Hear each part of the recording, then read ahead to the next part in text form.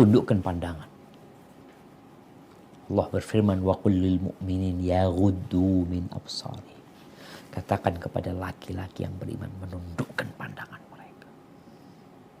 Perempuan juga yaghuddna min absari.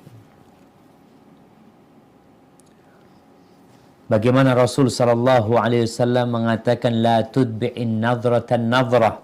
Jangan mengikuti pandangan dengan pandangan yang selanjutnya.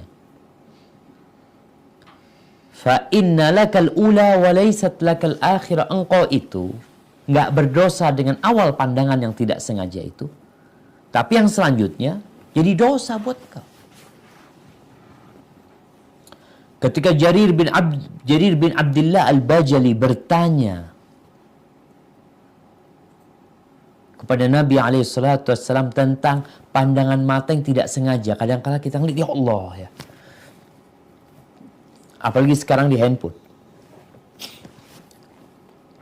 Kadang-kadang kita melihat sesuatu yang bermanfaat, ada tuh iklan yang nggak benar.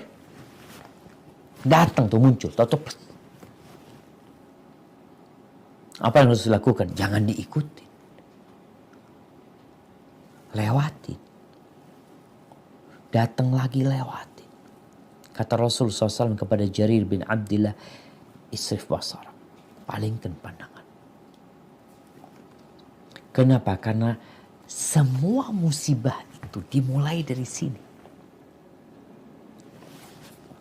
Awalnya pandangan mata.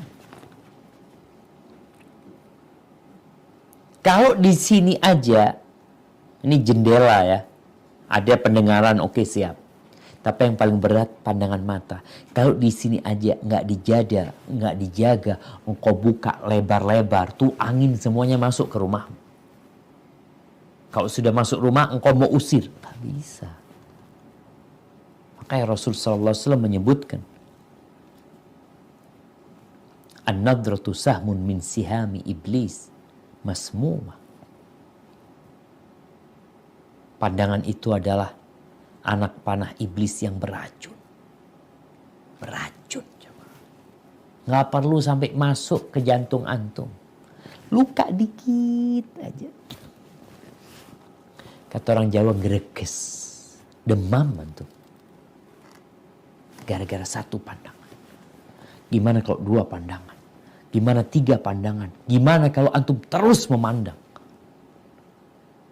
Yang kita lihat sekarang. Bapak na'udzubillah berzina. Atau memperkosa anaknya. Ya, ada yang anak tirinya.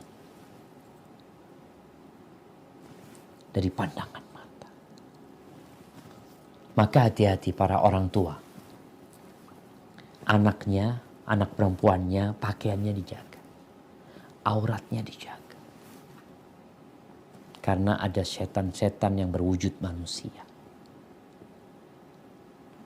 Jangan kasih kesempatan setan dari bangsa jin meracuni setan dari manusia. Yang terjadi, na'udzubillah, tuh orang diperkosa. Oh, dia yang salah. Betul, dia yang salah. Dia yang memandang. Tapi kita juga perlu jagain tuh anak-anak perempuan. Yang memang ketika dia keluar, udah ditungguin sama setan. Tolong pakaian mereka dijaga. Hibati fillah. Ya, tapi memang ada orang-orang yang buat mereka biasa. Kenapa? Karena dia sudah termasuk dari bangsa setan. Cuma dari manusia. Salah seorang ulama, orang soleh nih, ngasih tahu anaknya. Dia mengatakan, ya bunayya, imshi wara al-asadi wal aswad. Wahai ananda, engkau silahkan berjalan di belakang singa atau di belakang ular. Wala tamshi wara amra'ah. Tapi jangan berjalan di belakang perempuan. Jangan. Kenapa? Pandangan mata. Kalau engkau jalan di belakang perempuan, ya Allah.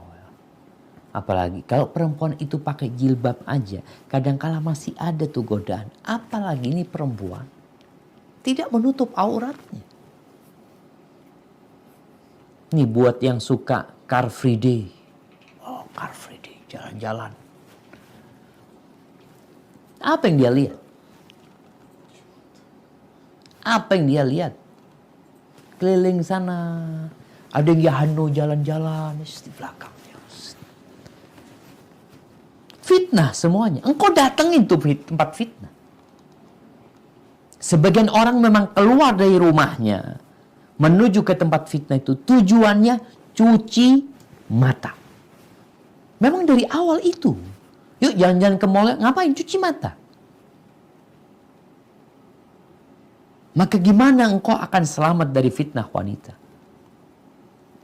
Gimana pemerkosaan itu akan berkurang? Gimana perzinaan itu akan hilang? Tatkala semua, ya, di Indonesia itu Masya Allah, mereka mengatakan matanya apa? Mata keranjang. Itu yang pertama. Yang kedua, ya, tapi Ustaz kadang-kala kita jalan nggak terlepas dari fitnah itu di mana-mana perempuan, Ustaz. Kalau dulu mungkin ya, belum ada yang namanya berbagai macam make up itu ya. Pakaian-pakaian belum seperti sekarang. Sekarang itu Ustaz, ya Allah, di jalanan, di mana. Mau ke masjid ada fitnah. Gimana kalau Anda berangkat ke masjid nggak sengaja lihat perempuan yang membuat syahwat ini terbakar. Apa Anda sholat ke masjid, lanjut ke masjid atau pulang? Pulang. Pulang, iya jemaah. Subhanallah.